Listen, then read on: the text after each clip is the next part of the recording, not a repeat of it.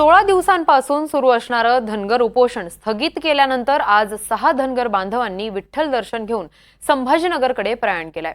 विठ्ठल मंदिराच्या संत नामदेव पायरी इथून विठ्ठलाचं दर्शन घेत 6 धनगर बांधव रुग्णवाहिकेतून संभाजीनगरकडे गेले। आज दुपारी 2 वाजता संभाजीनगर येथे जात पडताळणी कार्यालयास हे 6 उपोषणकर्ते घेराव घालणार आहेत। धनगर जातीचे खिलारे कुटुंबाचं प्रमाणपत्र रद्द व्हावं ही प्रमुख मागणी आता धनगरांची असणार आहे। यानंतर आज सायंकाळी 6 उपोषणकर्ते आणि राज्यातील प्रमुख धनगर नेत्यांची संभाजीनगर इथे बैठक होणार आहे। याबाबत 6 धनगर बांधवांशीच बातचीत केलेली आहे आमचे प्रतिनिधी संकेत कुलकर्णींनी। आपण पाहूयात।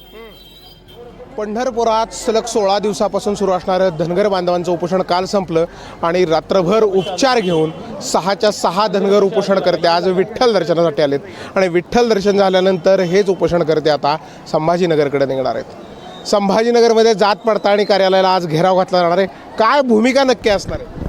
नाही, निश्चित जे गोष्ट एका दिवसाची सरकार आम्हाला देतं म्हणतंय, परंतु एक प्रकारे आम्हाला मूर्खात काढण्याचा प्रकार चालू आहे। म्हणून आज आम्ही पांडुरंगाला साकडं घालून की सरकारला बुद्धी दे संभाजीनगरकडे निघतोय।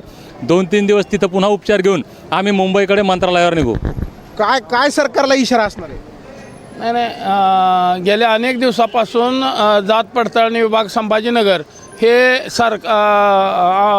जे खिलाऱ्यांचे बोगस दाखले आहेत ते रद्द करत नाही आणि काल आम्ही उपोषण सोडताना इथून जाहीर केलेलं आहे की आम्ही हाय असंच म्हणजे उपोषण सुटल्याच आम्ही संभाजीनगरकडे येऊ। आता आम्ही उपचार घेतला संध्याकाळी आणि आता ॲम्ब्युलन्समधून आम्ही संभाजीनगरच्या दिशेने। खिलारे कुटुंबियाचे धनगर जातीचे दाखले जर रद्द झाले नाही तर पुढची भूमिका काय असणार? काय नाही, माऊलींचा बुक्का लावून आज चाललो आहे। जर हे कॅन्सल नाही झाले तर सरकारला हाच बुक्का आम्ही लावू।